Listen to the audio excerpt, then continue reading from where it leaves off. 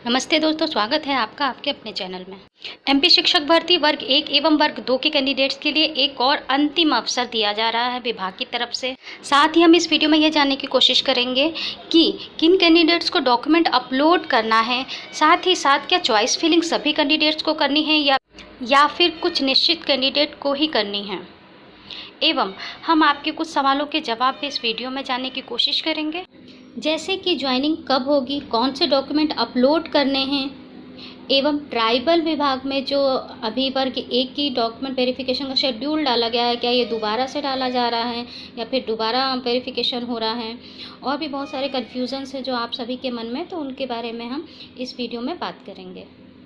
सबसे पहले बात करते हैं ऐसे कैंडिडेट्स की जिन्होंने अभी तक डॉक्यूमेंट अपलोड नहीं किए थे, यानी कि काउंसलिंग प्रोसेस में जिन्होंने पार्टिसिपेट नहीं किया था, चाहे वो किसी भी कारण से ना कर पाए हों, या टेक्निकल फॉल्ट के कारण, या उन्हें पता ना हो, या जिस भी रीज़न से वो ना कर पाए हों, तो इस कारण से उनका डॉक्यूमेंट वेरिफिकेशन भी नहीं हो पाया था और पूरी काउंसलिंग की प्रोसेस कंप्लीट नहीं हो पाई थी। तो इस कारण से विभाग के द्वारा ऐसे कैंडिडेट के लिए वापस से 3 दिन के लिए दस्तावेज अपलोड किए जाने की प्रोसेस को कंप्लीट किया जाएगा विभाग की तरफ से।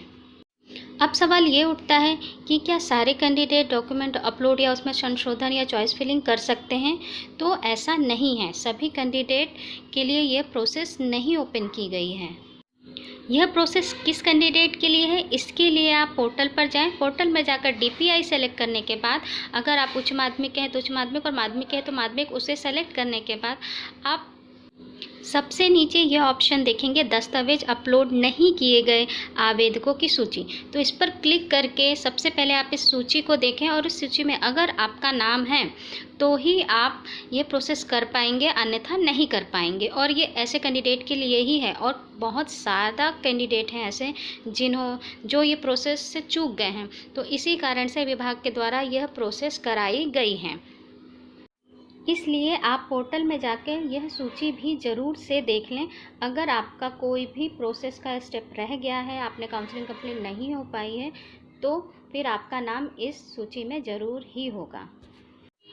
अब अगला सवाल यह है कि क्या जिनकी काउंसलिंग प्रोसेस कंप्लीट हो गई, यानी डॉक्यूमेंट वेरिफिकेशन हो चुका है, क्या वे अपने चॉइस फिलिंग में कोई परिवर्तन कर सकते हैं इन 3 दिनों में। तो जी नहीं, आप कोई भी संशोधन नहीं कर सकते। ये सिर्फ उन्हीं कैंडिडेट के लिए प्रोसेस चालू की गई है जो कि काउंसलिंग प्रोसेस कंप्लीट नहीं कर पाए थे। और अगर आपकी काउंसलिंग प्रोसेस कंप्लीट हो चुकी है तो आप चॉइस फिलिंग में कोई भी परिवर्तन नहीं कर सकते हैं।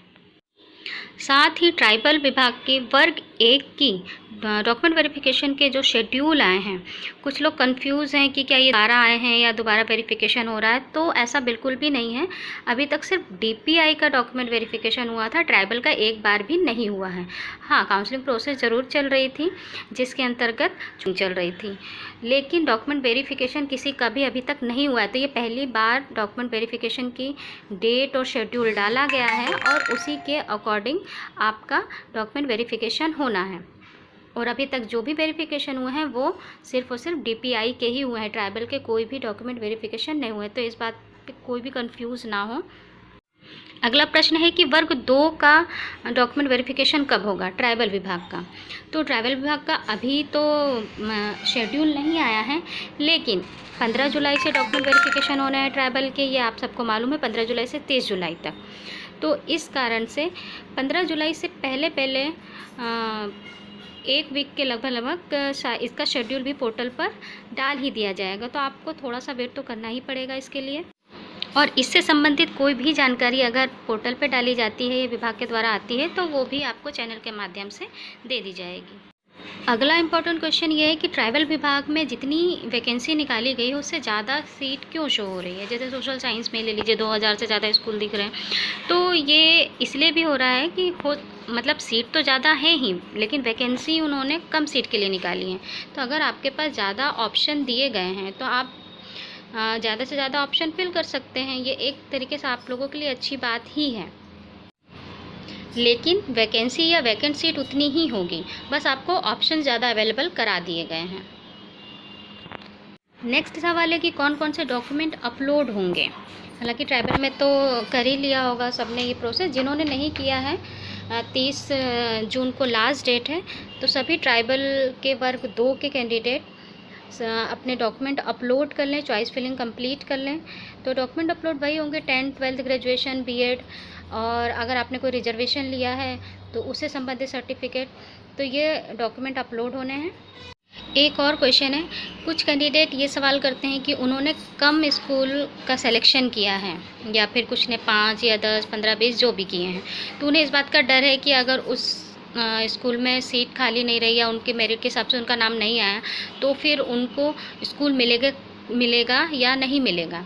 तो बिल्कुल मिलेगा, क्योंकि ऐसा बिल्कुल भी नहीं है कि अगर आपने कम स्कूल सेलेक्ट किए हैं तो आपको कोई भी स्कूल अलॉट नहीं किया जाएगा। अगर आपने जो भी स्कूल 15 20 25 50 जो भी सेलेक्ट किए हैं उनमें से ही आपको स्कूल देने की कोशिश की जाएगी। अगर आपके मेरिट इतनी नहीं है तो दूसरे कोई स्कूल अलॉट कर दिए जाएंगे, लेकिन ऐसा कभी भी नहीं होगा कि आपको कोई भी स्कूल अलॉट ही ना किया जाए। तो इसके लिए आप लोग बेफिक्र रहें। आप एक और सवाल है कैंडिडेट की तरफ से कि जिनका नाम सेलेक्टेड लिस्ट में भी है और वेटिंग लिस्ट में, दोनों में से किसी में भी है, लेकिन उनका डॉक्यूमेंट वेरिफिकेशन शेड्यूल वाले लिस्ट में नाम नहीं है, तो ऐसे लोगों का नाम क्यों नहीं है? सिंपल सी बात है, उन्होंने काउंसलिंग की प्रोसेस नहीं की है, इसीलिए उनका नाम डॉक्यूमेंट वेरिफिकेशन की लिस्ट में नहीं आया है। जैसे कि अभी आज जो लिस्ट डाली गई है विभाग की तरफ से डीपीआई में, ठीक वैसे ही ट्राइबल में भी जो शेड्यूल आया है वर्ग 1 का, तो उसमें कुछ लोगों के नाम नहीं होंगे।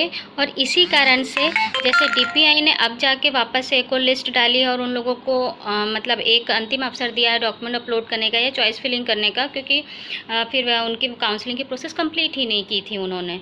तो जब काउंसलिंग की प्रोसेस ही नहीं कंप्लीट है तो इस कारण से भी उनके नाम उस पर नहीं आए हुए हैं। अब बात करते हैं कि अलाइड सब्जेक्ट या ओबीसी रिजर्वेशन का क्या इफ़ेक्ट पड़ेगा, या उनकी ज्वाइनिंग होगी कि नहीं होगी, अलाइड सब्जेक्ट को लिया जाएगा कि नहीं लिया जाएगा, ओबीसी में 27% आरक्षण चलेगा या 14%। तो ये दोनों ही जो केसेस हैं कोर्ट में हैं, तो इस कारण से कोर्ट के अकॉर्डिंग जो डिसीज़न लिया जाएगा उसके अनुसार ही विभाग द्वारा आगे काम किया जाएगा।